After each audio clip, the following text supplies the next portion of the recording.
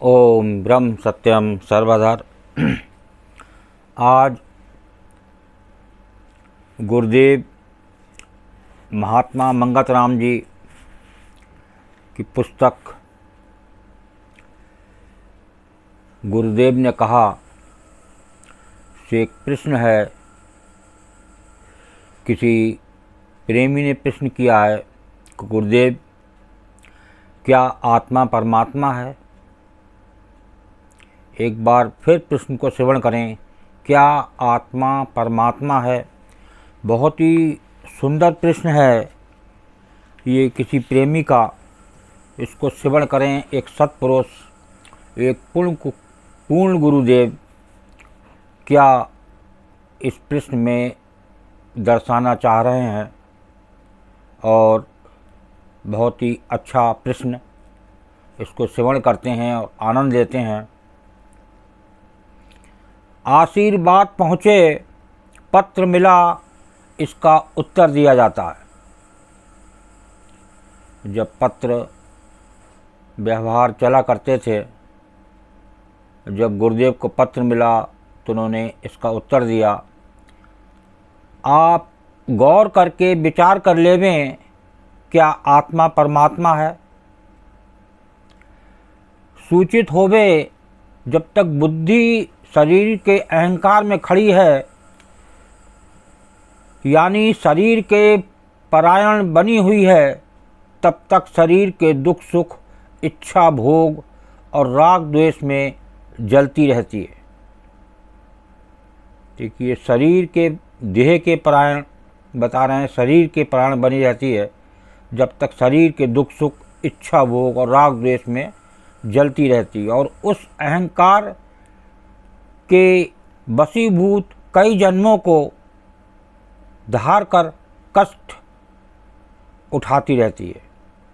जब ये मेरी देह है ऐसा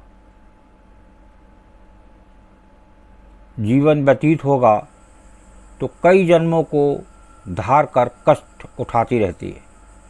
और जब वही बुद्धि जीवन शक्ति जो अविनाशी तत्व है, उसके परायण होने का यत्न करती है किसी सत्पुरुष की शिक्षा द्वारा, उस वक्त उन विकारों से ऊंची हो जाती है। यानी सत्शील, संतोख, दया, क्षमा यानी क्षमा, श्रद्धा और प्रेम आदि महागुण बुद्धि के अंतर प्रकट हो जाते हैं। ज्यों ज्यों उन गुणों के सहित प्रभु चिंतन और प्रभु आज्ञा पालन करने में दृढ़ होती है, यानी अपने शारीरिक सुखों को दूसरे के सुखों में निर्माण भाव और जीवन कर्तव्य समझकर त्याग करती है, त्यों त्यों इस दुख और सुख को की महसूसात से ऊंची होकर परम शांति जो अविनाशी तत्व है उसकी तरफ एकाग्र होती है। यही साधन परम भक्ति और परम तपस्या है। देखिए, परम साधन और परम तपस्या है। इस पवित्र अनुराग के बल से शारीरिक सुख जो तब्दील होने वाले और दुख स्वरूप हैं, प्रभु आज्ञा में समर्पण करके गुरु वचन को अटल विश्वास सहित अपनाकर हर वक्त निर्भय शांति जो जीवन शक्ति है उसके सिमरन में दृढ़ होती है। ऐसा अभ्यास करते करते किसी वक्त अविनाशी शांति जो पूर्ण स्वरूप है उसको प्राप्त हो जाती है। ये ही यत्न मानव जन्म का उच्च कर्तव्य है। देखिए, ये बताया मानव जन्म का उच्च कर्तव्य। प्रेमी जी, सूचित होवे, शारीरिक मद को त्याग करके नित ही निर्मल विचार द्वारा अपने पूर्ण निश्चय को सत्परायणता में दृढ़ करें। जब ऐसी शुद्ध भावना प्राप्त होगी तब उस परम सुख अखंड शांति के पास पहुंच जाएंगे। देखिए, इस प्रकार परम सुख अखंड शांति के पास पहुंचेंगे जब एक गुरुदेव के अनुसार, सत्पुरुष के अनुसार अपना जीवन यापन करेंगे। ईश्वर ऐसी समर्थ देवे। जिंदगी का मकसद यानी ध्येय जिंदगी की तलाश है, जो इन तमाम तत्वों में पवित्र और निर्बंध है। उसी को ईश्वर, परमात्मा, अल्लाह, गॉड आदि नामों से पुकारा जाता है। सो तुम अपने पूर्ण भाग सहित इस जिंदगी की तलाश में दृढ़ हो जावें। ये ही यत्न सत्पुरुषों के जीवन आदर्श का स्वरूप है। देखिए, सत्पुरुषों के जीवन का आदर्श का स्वरूप बता रहे हैं ये गुरुदेव, और ये वास्तव में सुनने वाली है, समझने वाली बात है, विचार करने वाली बात है। और इस पर दृढ़ होकर चला जाए जीवन में तो जीवन सफल हो जाए।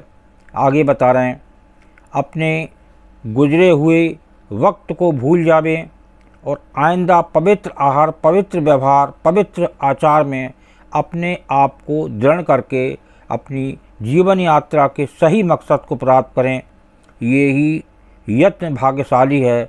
ईश्वर सद्बुद्धि अनुराग देवे। देखिए, ये है बुद्धि। एक सत्पुरुष के अनुसार ये ईश्वर की दी हुई बुद्धि तभी ये सिमरन से तेज होती है। एक सत्पुरुष यही जोर दे रहे हैं कि वो जीवन यापन करें, एक गुरु के समर्पण होके ये मेरी देह है ये मन से निकालें, मैं जीव हूँ, तो ये भाव मन में रहे तो सारे तनाव ख़त्म हो जाते हैं। आज तनाव ही इसका है, ये मैंने करा, तो करनेहार वो प्रभु है। तू करता तू हरता सर्व तेरी आज्ञा, ऐसा भाव मन में रहे तो निश्चित ही जीवन सफल होगा। ओम ब्रह्म सत्यम सर्वधा। दास का विचार अच्छा लगा हो तो ज़रूर शेयर करें, ताकि ये प्रश्न सबके मतलब का है और एक सत्पुरुष पूर्ण गुरुदेव द्वारा बताया हुआ पत्र जो प्रेमी जी ने पूछा तो उसका जवाब दिया है। इसमें क्या आत्मा परमात्मा है, तो इसको एक दो बार श्रवण करेंगे तो निश्चित ही आपको जीवन में लाभ होगा। ओम ब्रह्म सत्यम सर्वदा।